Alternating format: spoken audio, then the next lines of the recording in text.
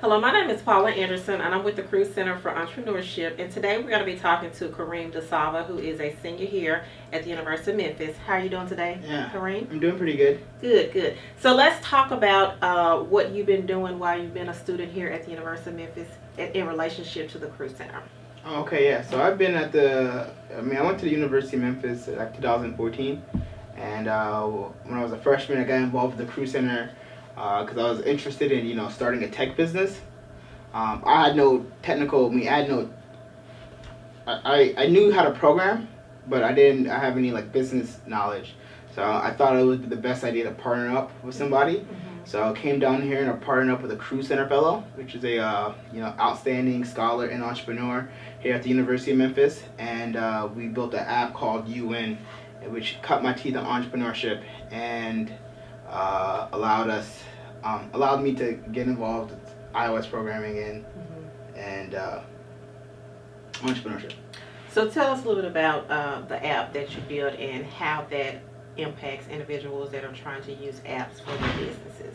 Okay, well, to kind of answer that question, later on I built another business called Poeen, which is kind of more to that point, right? So what we did is we built apps for different businesses, right? So we built apps that empower businesses. We built businesses that are literally based around an app, and we also built recreational things like video games, which can generate a lot of revenue through ads and other in-app purchases. Okay. So what would be the reason why a company needs to have an app? Okay. So I think the number one thing is always autonomy. So pretty much the best thing about computers in general is that they can work 24/7 without breaks or benefits or anything. I guess that's not the best thing to say, but pretty much computers are pretty effective in working. What makes mobile apps really good is that they're in your pocket, right? So imagine you're a pizza deliverer and you have to give out you deliver 15 pizzas, right? Back in the day, you need to memorize the addresses that you have in your head or write them down on a piece of paper and make sure you have good handwriting so you don't get the wrong spot. And you have to know your route around town because it's like a map. With the mobile app, you can streamline all that, right? You could constantly get new requests to deliver pizza. Exactly. You can direct navigation to different locations, and you can also prioritize what needs to be delivered all through a computer, and which saves the delivery headache and also makes him or her more effective. Okay. So with that concept, so we know that millennials use their phone pretty much all the time. So do you think that that's like the way that businesses need to go into if they're trying to reach the millennial market with some of their products and services? Because they primarily use a smartphone like all the time. So just being a millennial myself, I notice my peers do use smartphones a lot. Normally where we would yes, the question to the question is yes. You need to have smartphone or mobile friendly device applications for your services. Computers are getting really fast. Phones are getting really fast. You're not competing with low end laptops, and it's widely adopted and it's super connective. And think about even further than now, right? Like smart cities. Smartphones are going to be very important in smart cities, the smart city ecosystem, and so you need to be developing mobile first, right? Okay. So tell us a little bit about the value of the Cruise Center to you. So since you've been a student and a resident here, and tell us what you've been involved in while you've been here at the Cruise Center. Yeah. Okay. So the value of the Cruise Center is that there's a lot of resources here and a lot of like-minded individuals. So when we were building one of our apps at Poeen called Adesia, a food truck finder here in the city, there was other entrepreneurs there as well. And when you have a bunch of entrepreneurs working really hard on their vision, it gets contagious. So it's a really awesome feeling, right? Everyone's really competing or collaborating. Both are pretty good, I guess, right? And then everyone's really working hard to make the dreams come true, and that environment's nice. And the Cruise Center creates an environment where that happens. So those are both really good outcomes at the Career Center. Okay. So I know that you were a part of the Collegiate Entrepreneur Organization. Just give us a little bit of an overview about that organization. So the CEO is is an organization for other entrepreneurs here at college entrepreneurs, and my experience with that organization is that it's very similar to that previous sentiment about working together and collaborating with entrepreneurs. But CEO, it's less formal, right? So you're not actually building a business. You're actually learning together. You can be watching a seminar on how to sell or make a pipeline, or it can be more fun or social. So you go to a networking event and have some fun or eat dinner with them. So CEO is more on the social side, which is really good. These are college students. Their potential is so much.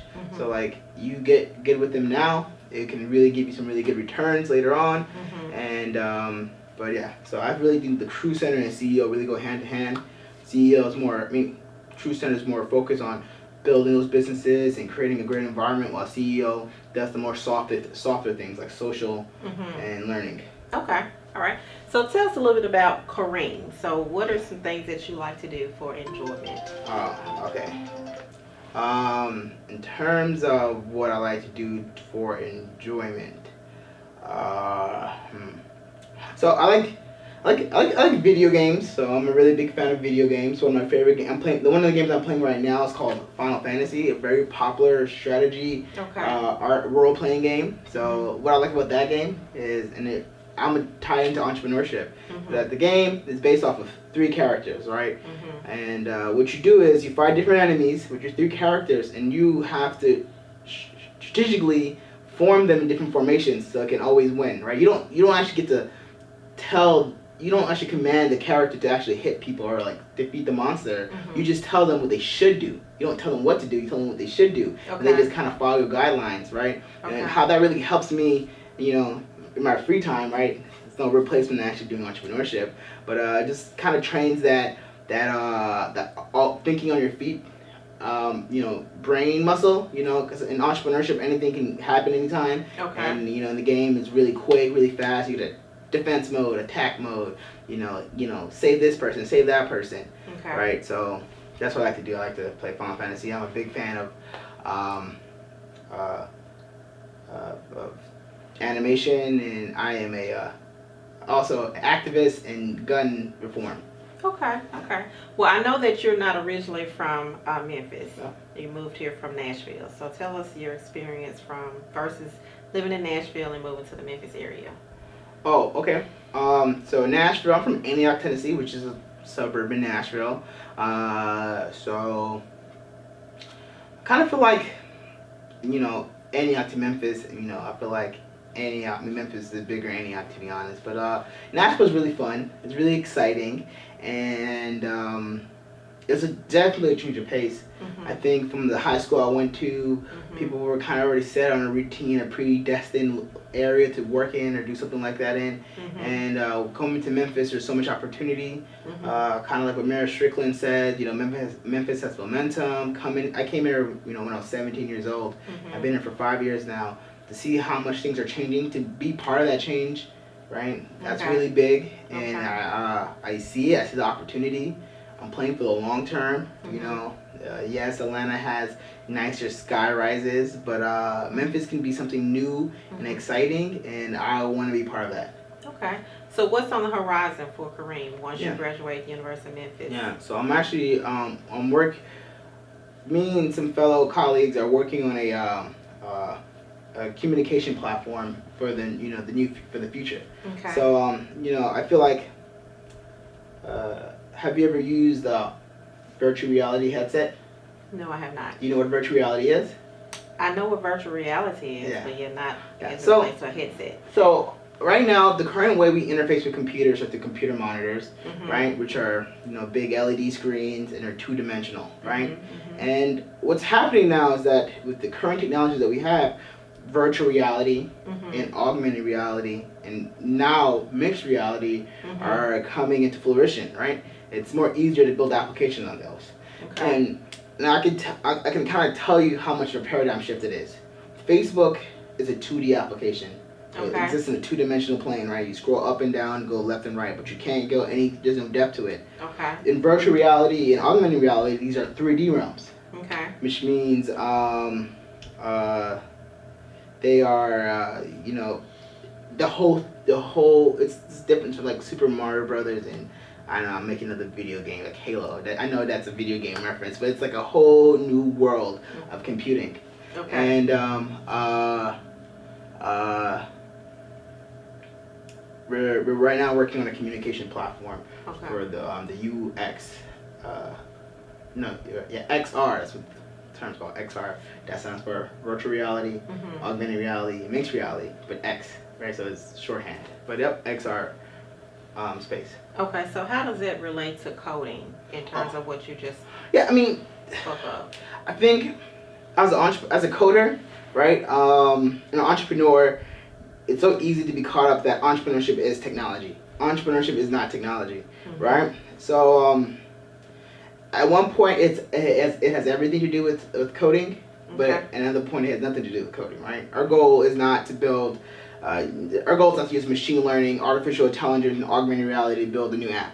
Mhm. That's the coder perspective. Our goal is to redefine communication, Okay. digital communication, right?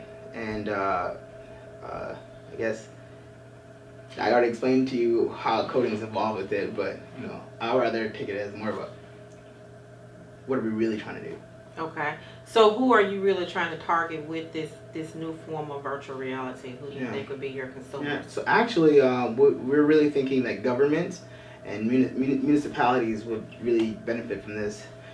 So communication from what we notice with governments and municipalities is that they operate in silos. Mhm. They don't really communicate with each other.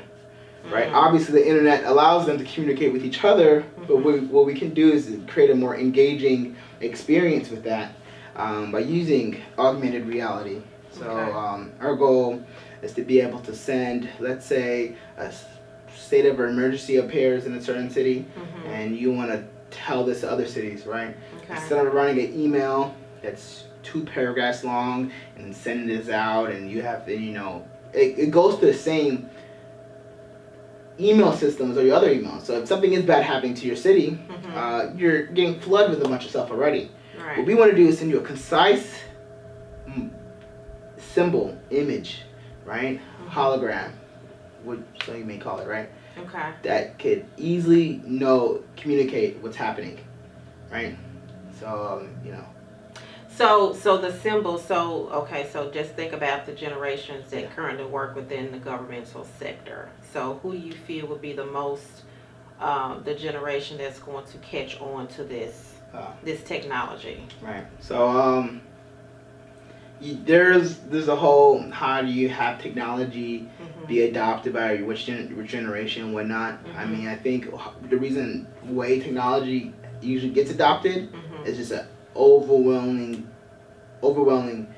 benefits. Okay. Right? I mean, like, why do people stop using text message versus iMessage, WhatsApp, or Messenger, right? Which are all online communication platforms. Text message is SMS. And the reason why is because you can send more data over, right? And it's faster, it's more secure, it's more reliable. You can send emojis, you can send GIFs, you can send videos, you can send photos, you can send anything. Okay. While with SMS, it's slow, and you would have to. Sometimes they send you a link, so you can go to a different website and download it from there. It's a really bad process, right? And that's why people use that new technology, because it's just overwhelmingly better than the current solution. Okay. So I know that you're part of a local organization. Tell us about the Black Data Processing. Yep. So I am the chapter president of BDPA, our organization that's focused on bringing more minorities into the IT and computer science realm. When I was 15 years old, I was really bad in school with like a 2.2 GPA and a 15 on my ACT score. And all I did really was just play video games back then. With BDPA, it really inspired the confidence, telling me that I was good at something, which was computer coding. That's what they do. They introduce you to coding. Okay. And I took off from there, right? I led that high school computer coding team, placed. Then from there, did the mobile app showcase and did mobile apps, won that. And then I came to Memphis. Memphis had a scene. I mean, they didn't really have a chapter here, so I revived it with my friend, and kind of came back all up, and now, Okay. So is there like an age requirement to be a part of it? So how do you target? Yeah. So it's an interesting thing. I think the Memphis chapter pioneered the college chapter concept. At first, BDPA never had college chapters, right? They just had professional chapters and a high school program. Well, I was in college. I was a chapter president, and everyone around me was in college too. So, I mean, like, if by banding together, we're automatically creating a college chapter. So we kind of pioneered that whole.